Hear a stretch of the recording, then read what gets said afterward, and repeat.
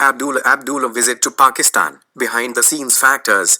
According to Salim Safi, the two punished each other, but the fact is that after 9/11, the governments of Afghanistan and Pakistan were made rivals by the United States, and now it is the actions of the United States that are bringing the two closer together.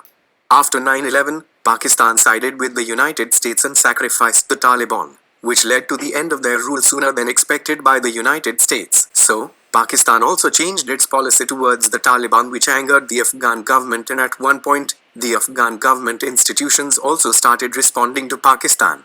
The reason for the animosity between the two governments was India's activities in Afghanistan, which was given this position by the United States. Similarly, the deployment of Bailout militants in Afghanistan to thwart Qaeda was primarily an agenda of the United States, because Qaeda was not a problem for Afghans but the United States and its Western allies. Pakistan's initial suggestion was to make those Taliban part of the system who are willing to reconcile instead of expelling all the Taliban with the baton of power, but then the Americans insisted on wiping out the Taliban. At the time, Hamid Karzai had set up a reconciliation commission headed by Professor Sibgayatullah Mujaddidi to reconcile with the Taliban, but the United States did not allow him to reconcile with the Taliban. In hindsight, the United States was the source of the post-9/11 feud between the governments of Pakistan and Afghanistan. However, instead of saying no or punishing the United States, Pakistan continued to respond to Afghanistan. On the other hand, the Afghan government could not stop the United States, but kept all the rubble fall on Pakistan. Thus, despite being close and part of the same alliance, the two became distant from each other. After destroying Afghanistan with wars for almost 20 years and fighting Pakistan and Afghanistan with each other, now the United States has bypassed the Afghan government and begun talks with the Taliban, and then made an agreement with them on terms that Dr. Ashraf Ghani's government was not happy with. But since it couldn't stop the United States, therefore, it had to accept the Doha Agreement. The United States could not do enough to get the Taliban to cease fire. The Doha Accord severely weakened the position of the Afghan government and those in Kabul's political system, while the Taliban's morale skyrocketed. After the agreement with the United States, the Taliban intensified the war against the Afghan government instead of ending it, and as the fear of the US Air Force subsided, their confidence grew so much that they began to body search on major highways at night. As a result, fears grew that the Taliban might once again seize Kabul at gunpoint. Along with other factors, this was also one of the fears behind the Hamid Karzai-led Afghan Jirga's resultant deal between Dr. Ashraf Ghani and Abdullah Abdullah. Leaders like Abdullah Abdullah in the Afghan government and political system still fear that if there is no reconciliation with the Taliban, their political system could be destroyed and Afghanistan could go back to civil war. They have seen this in the case of the US-Taliban deal, and they believe that if there is one country that has the most influence on the Taliban, it is Pakistan. So they want to strengthen their relations with Pakistan. Abdullah Abdullah visit to Pakistan is the first step in this direction. On the other hand, Pakistan is also afraid that Afghanistan may fall victim to civil war again.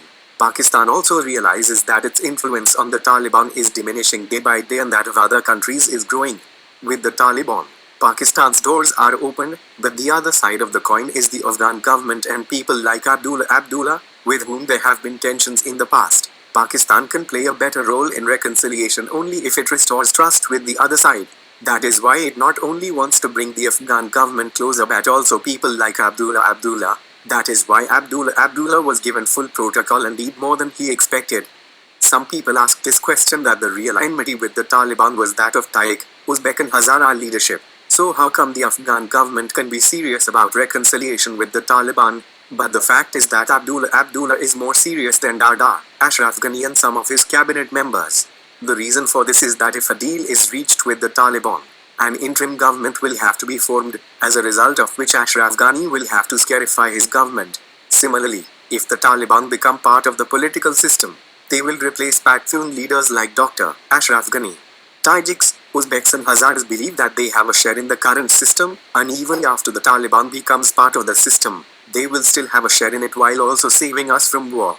This point was also understood by Hamid Karzai. So he made such a deal between Dr. Ashraf Ghani and Abdullah Abdullah that the key to the High Council for Reconciliation, of which all political leaders are members, was given to Abdullah Abdullah instead of Ashraf Ghani. That is why Pakistan tried to bring Dr. Abdullah Abdullah closer and invited him to visit Pakistan. Praise be to Allah, both sides are, to a large extent, satisfied with each other, but the bitter truth remains that a deal between the Taliban and the Afghan government is difficult, if not impossible. Unfortunately, the United States is no longer as interested in inter-Afghan reconciliation as it was in its deal with the Taliban. It is not putting as much pressure on the Afghan government as much needed. I sometimes feel that the United States wants to withdraw its forces and hand over Afghanistan to civil war because it does not want CPAC to succeed in Pakistan and China, to go to Central Asia via Afghanistan. There is also a danger that the United States will withdraw before inter-Afghan reconciliation. Thus, both Afghanistan and Pakistan need to forget the past and work with China, Russia, Iran, and the Central Asian states to bring stability to Afghanistan. Dear friends, if you haven't subscribed to the channel yet, please subscribe now and share with your friends for more interesting stories and videos. Thank you.